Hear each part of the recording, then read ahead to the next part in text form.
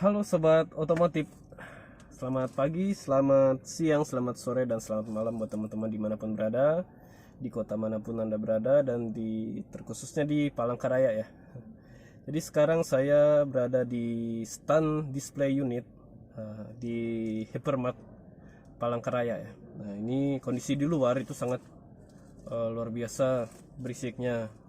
Belum suara-suara sistem dari Hypermart, belum dari iklan-iklan yang lain yang jualan. Nah, jadi ini kondisi dalam mobil di dalam BRV tipe Prestige ya. Nah, jadi kedap suaranya, jadi nggak kedengaran terlalu suara-suara gemuruh. Kondisi suara di luar.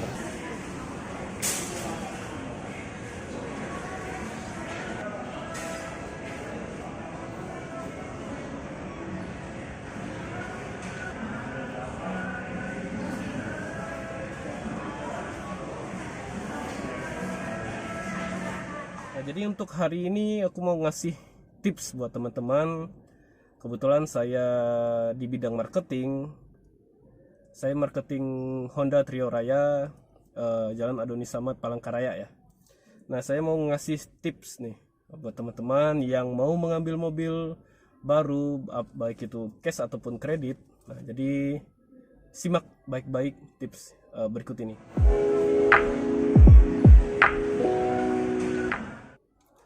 Nah, yang pertama, untuk tips yang pertama, teman-teman bisa memilih mobil sebelum membeli mobil.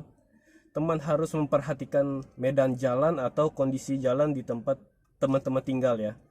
Atau teman-teman tinggal di perkotaan atau di kabupaten atau di pedesaan, atau di perkampungan. Nah, jadi bebas teman-teman mau ngambil mobil apa saja, tapi cuman saran saya, teman-teman sebelum mengambil mobil harus perhatikan kondisi kebutuhan mobil yang diperlukan di tempat Anda tinggal. Misalkan kalau kayak di perkotaan itu bebas ya, mobil apapun semua bisa dipakai, mau itu pickup, mau itu LCGC, mau itu MPV, mau itu low SUV atau high SUV, atau kelas-kelas di atasnya lagi. Nah, itu bebas ya kalau di perkotaan, karena kondisi jalan di kota itu rata-rata sudah aspal atau jalannya datar ya. Nah, kalau untuk di pedesaan atau di perkampungan kan, apalagi kayak Palangkaraya itu nggak semua merata tuh, yang masih banyak jalan, masih banyak yang belum, ini maksudnya ya, belum semua jalan di perkotaan atau kabupaten itu rata dengan aspal, belum. Karena contoh seperti Gunung Mas, kalau Gunung Mas di Palangkaraya itu ada yang bagus, nanti tiba-tiba beberapa bulan ke depan tuh rusak lagi. Malah itu kan kondisi jalannya kan perbukitan. Kalau di Kabupaten Gunung Mas di Palangkaraya itu bukitnya naik turun tinggi ya. Nah, seperti di jalur Katingan juga itu nggak merata semua aspal. Memang sudah hampir banyak yang aspal sudah, cuman masih banyak pedesaan yang melalui jalan-jalan logging perusahaan-perusahaan, contohnya perusahaan sawit. Terus apalagi ya, ya hampir semua pedesaan di kota Palangkaraya memang sudah banyak, beberapa desa itu sudah beraspal, cuman ada beberapa titik yang memang masih kondisi jalan rusak dan banyak kerikil-kerikil koral gitu ya. Jadi teman-teman harus memahami kondisi jalan tempat tinggal teman-teman dulu sebelum teman-teman mengambil mobil ya.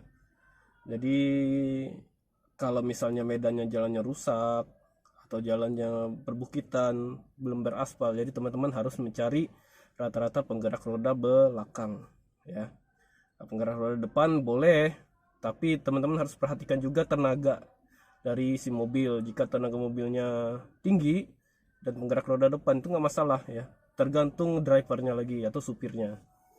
Nah, kalau untuk aspal ya bebas ya, penggerak roda depan memang rajanya, karena dia lebih irit. Pertama, akselerasi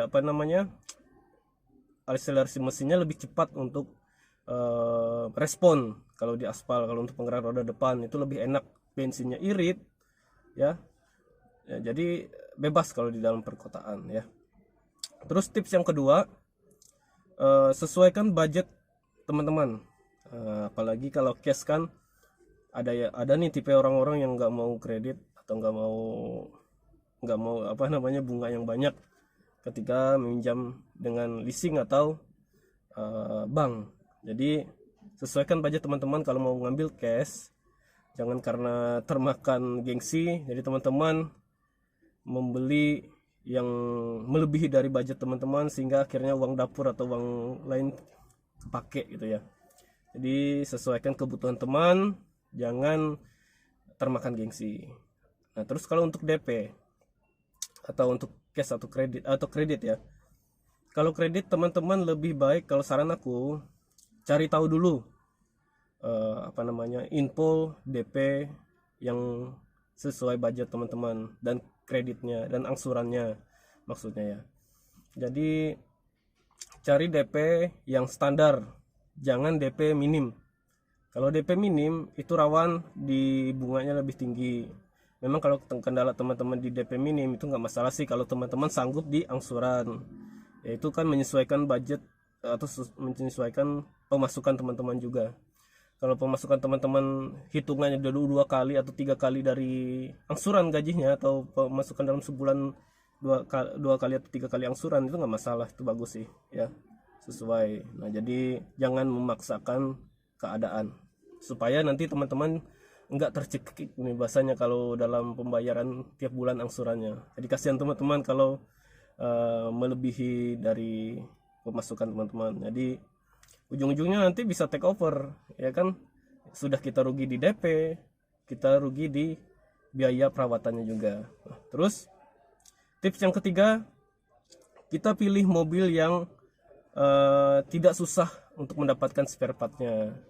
Nah yang di Indonesia itu terkenal yang paling banyak spare part kan itu kan mobil Jepang ya. Jadi mobil Jepang tuh paling mudah untuk mendapatkan spare partnya ya, rata-rata sih. Nah jadi kalaupun mobil di luar mobil Jepang, teman-teman harus perhatikan juga kepastian untuk spare partnya dari dealer tersebut ya. Nah, supaya istilahnya teman-teman nggak di PHP lah oleh dealer tersebut gitu loh bahasanya. Karena daripada nanti ke depan teman-teman sudah berapa tahun ke depan tiba-tiba ada kerusakan nih yang tanpa sengaja dan spare partnya harus diganti, dan tiba-tiba teman-teman itu dalam proses kredit, apalagi itu untuk usaha teman-teman istilah mobilnya. Jadi ketika mobil itu minta ganti spare part, usaha teman mandek karena nggak bisa jalan gitu loh bahasanya. Jadi itu mempersulit kita sendiri ujung-ujungnya. Jadi perhatikan kepastian untuk jaminan spare partnya supaya teman-teman nggak susah untuk cari spare partnya ya. Bukan berarti saya memojokin brand-brand istilahnya yang di luar Jepang, enggak. Sekarang sudah banyak brand-brand di luar Jepang tuh sudah masuk ke Indonesia yang menjamin spare part yang ready. Cuman teman-teman harus lebih selektif lagi lah bahasanya untuk mencari informasi tentang spare partnya. Oke? Nah terus poin yang keempat atau tips yang keempat, cari sales resmi dan cari tahu info DP dan angsurannya dengan sales aslinya atau sales karyawan asli dari dealer tersebut. Nah karena banyak kejadian ya, bukan hanya di Palangkaraya saja, saya yakin di kabupaten bahkan di kota-kota lain di se-Indonesia pun pasti sering nih konsumen-konsumen menemukan info harga DP, angsuran, bahkan cash pun itu nggak dari sales resmi, itu pasti banyak ada dari calo, makelar istilahnya. Jadi itu nanti akan membuat teman-teman kesusahan sendiri ya.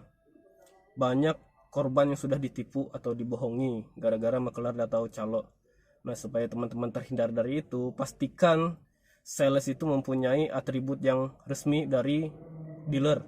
Nah kayak contoh misalnya saya dari dealer Honda, itu ada pin Hondanya, ada nanti saya nggak pakai sih tadi untuk apa namanya, itu ada ID card. Dan kalau misalnya untuk di dealer kami biasanya pakai dasi warna merah ya, kalau untuk sales Honda. Nah jadi pastikan atributnya benar, dan ketika diajak untuk ke dealer si sales itu nggak takut. Nah ciri-ciri makelar atau calo ketika kita tantang untuk ketemu di dealer atau ngecek unit ke dealer, pasti dia takut, dia nggak berani, dia nggak mau, dia banyak beralasan. Nah, itu ciri-ciri makelar atau calo. Nah ciri-ciri makelar selanjutnya, mereka meminta uang ditransfer ke rekening pribadi ya. Jadi kalau orang atau mengaku sales meminta kirim ke transfer ke rekening pribadi, itu sudah tanda tanya ya.